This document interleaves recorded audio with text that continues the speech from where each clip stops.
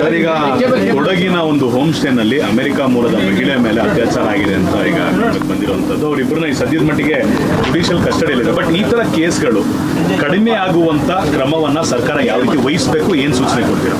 ಅಲ್ಲ, ನಾವು ಈ ಹೋಮ್ ಸ್ಟೇಗಳಿಗೆಲ್ಲ ಈಗಾಗಲೇ ಒಂದು SOPಯನ್ನು ನಾವು ಎಲ್ಲ ಸರ್ಕ್ಯುಲೇಟ್ ಮಾಡಿದ್ದೇವೆ. ಇದೇನು ಹೊಸದಾಗಿ ಮಾಡಿರ್ತಕ್ಕಂಥದ್ದೆಲ್ಲ ನಮ್ಮ SOP ಸರ್ಕ್ಯುಲೇಟ್ ಮಾಡಿರೋದು. ಅವರು ಅದರ ಪ್ರಕಾರ ಕ್ರಮ ಮಾಡಬೇಕು. ಯಾರು ಆ ವ್ಯಕ್ತಿ ನಡೆಸ್ತಕ್ಕಂಥವರು, ಹೋಮ್ ಸ್ಟೇ ನಡೆಸೋರು ಮತ್ತು ಅವರಿಗೆ ಲೈಸೆನ್ಸ್ ಇದೆಯಾ, ಅವರು ಏನೇನು ಕ್ರಮ ತಗೊಳ್ಬೇಕು ಒಂದು ಹೋಮ್ ಸ್ಟೇ ಮಾಡಬೇಕಾದ್ರೆ ಅನ್ನೋದೆಲ್ಲ ನಾವು SOPಯನ್ನು ಕೊಟ್ಟಿರ್ತೀವಿ. ಅದನ್ನು ಮೀರಿ ಇಂಥ ಘಟನೆಗಳಾದಾಗ ಕಾನೂನು ಪ್ರಕಾರ ಕ್ರಮ ತಗೊಳ್ಳೇಬೇಕಾಗ್ತದೆ. ಅದು ಗೊತ್ತಾದ ತಕ್ಷಣ ಪೊಲೀಸ್ನವರು ಅವರನ್ನು ಅರೆಸ್ಟ್ ಮಾಡಿದ್ದಾರೆ. ಕಾನೂನು ಪ್ರಕಾರ ಇನ್ಮೇಲೆ ಅವ್ರಿಗೆ ಕ್ರಮ ತಗೊಳ್ತಾರೆ. ಆದರೂ ಇದು ಇಂಥದ್ದು ಒಳ್ಳೆಯ ರಾಜ್ಯಕ್ಕಾಗಲಿ ಸಮಾಜಕ್ಕಾಗಲಿ ಒಳ್ಳೆಯ ಸಂದೇಶವನ್ನು ಕೊಡೋದಿಲ್ಲ. ಅದರಲ್ಲೂ ವಿಶೇಷವಾಗಿ ಹೊರಗಿನಿಂದ ಬಂದಂಥವ್ರು, ಫಾರಿನರ್ಸು, ಏನು ಸಂದೇಶ ಹೋಗುತ್ತೆ ನಮ್ಮ ಸಮಾಜದ ಬಗ್ಗೆ, ನಮ್ಮ ದೇಶದ ಬಗ್ಗೆ? ಎಂಥ ಸಮಾಜ ಇದು ಸಂದೇಶ ಹೋಗುತ್ತೆ? ಅದಕ್ಕಾಗಿ ಇಂಥದ್ದನ್ನು ಭಾಳ ಕಠಿಣವಾದಂಥ ಕ್ರಮ ತಗೊಳ್ಳೋದಕ್ಕೆ ತಗೋಬೇಕು. ನಾವು ತಗೊಳ್ತಾ ಇದ್ದೀವಿ.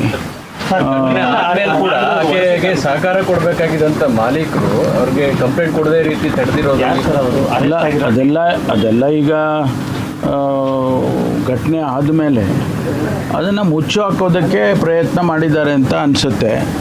ಆದರೆ ಪೊಲೀಸಿಗೆ ಗೊತ್ತಾದ ತಕ್ಷಣ ಅವ್ರನ್ನ ಈಗ ಸೆಕ್ಯೂರ್ ಮಾಡಿ ಅವರಿಗೆ ಜುಡಿಷಿಯಲ್ ಕಸ್ಟಡಿಗೆಲ್ಲ ಕೊಟ್ಟಿದ್ದಾರೆ. ಬಂಧಿತರು ಹೊರ ರಾಜ್ಯದವರು ಅಲ್ಲ, ಡೀಟೇಲ್ಸು ನನಗೆ ಅದನ್ನು ತೊಗೊಂಡು ಹೇಳ್ತೀನಿ. ನಾನು ಜಾರ್ಖಂಡ್ನವರು ಅಂತ ಹೇಳ್ತಿದ್ದಾರೆ, ಬಟ್ ಅದು ವೆರಿಫೈ ಮಾಡಬೇಕು.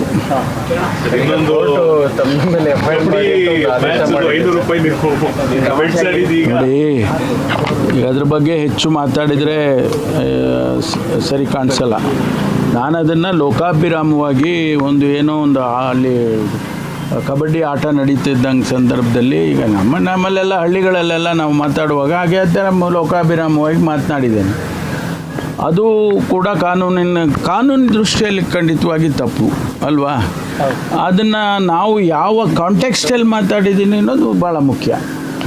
ನಾನೇನಾದರೂ ಬೆಟ್ಟಿಂಗ್ ಪ್ರಮೋಟ್ ಮಾಡಿ ಎಲ್ಲರೂ ಬೆಟ್ಟಿಂಗು ಅಂತ ಹೇಳಿದರೆ ಅದಕ್ಕೆ ಸರಿ ಇಲ್ಲ ಅದು. ಆದರೆ ನಾನು ಒಬ್ಬ ಜವಾಬ್ದಾರಿ ಸ್ಥಾನದಲ್ಲಿರುವಂಥವನಾಗಿ ನಾನು ಆ ರೀತಿ ಮಾತಾಡಿ ಪ್ರಮೋಟ್ ಮಾಡೋಕ್ಕೆ ಹೋಗ್ತೀನಿ ಅನ್ನೋದೆಲ್ಲ ಶುದ್ಧ ಸುಳ್ಳು. ಅರ್ಥೈಸ್ಕೊಳ್ಳೋದ್ರ ಮೇಲೆ ಹೋಗುತ್ತೆ. ಅದು ಅಲ್ಲಿಗೆ ಬಿಟ್ಟಿತ್ತು. ಈಗ ಅವ್ರು ಯಾರೋ ಒಬ್ಬ ಪ್ರೈವೇಟ್ ಪರ್ಸನ್ ಅವರು ಕೋರ್ಟಿಗೆ ಹಾಕಿದ್ದಾರೆ.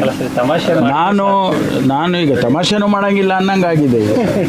ಆದರೆ ನಾನು ಕಾನೂನು ಗೌರವಿಸೋರು ನಾವು ಕಾನೂನನ್ನು ರಕ್ಷಣೆ ಮಾಡುವಂಥ ಖಾತೆನೇ ನಾನು ನಡೆಸ್ತಾ ಇರುವಾಗ ನಾನು ಕಾನೂನಿಗೆ ಗೌರವ ಕೊಡಬೇಕಲ್ವ? ಅದಕ್ಕಾಗಿ ಕಾನೂನು ಏನು ಕ್ರಮ ತಗೊಳ್ಳುತ್ತೆ ಅದನ್ನು ಕಾನೂನಿಗೆ ಬಿಟ್ಬಿಟ್ಟಿದ್ದೀನಿ. ತಾವು ಅಂದರೆ ಇದು ನಾವು ಹೇಳಿರೋ ಕಂಟೆಕ್ಸ್ಟ್ ಅದಲ್ಲ ಅನ್ನೋದನ್ನು ಕೋರ್ಟ್ಗೆ ಅರ್ಥ ಮಾಡಿಸ್ಲಿಲ್ವಾ, ಹೇಗೆ ಸರ್? ಅಲ್ಲ, ನಮಗೇನು ನೋಟಿಸ್ ಕೊಟ್ಟಿರಲಿಲ್ಲ. ನೋಟಿಸ್ ಕೊಟ್ಟಿದ್ದಿದ್ರೆ ಬಹುಶಃ ನಾವು ಅವರಿಗೆ ಅರ್ಥೈಸ್ತಿದ್ದೋ. ಈ ಕಾಂಟೆಕ್ಸ್ಟಲ್ಲಿ ಮಾತಾಡಿದ್ದವು, ಅದನ್ನು ದಯಮಾಡಿ ಸೀರಿಯಸ್ ಆಗಿ ತೊಗೋಬೇಡಿ ಅಂತ ಕೇಳ್ಕೊತಿದ್ದು.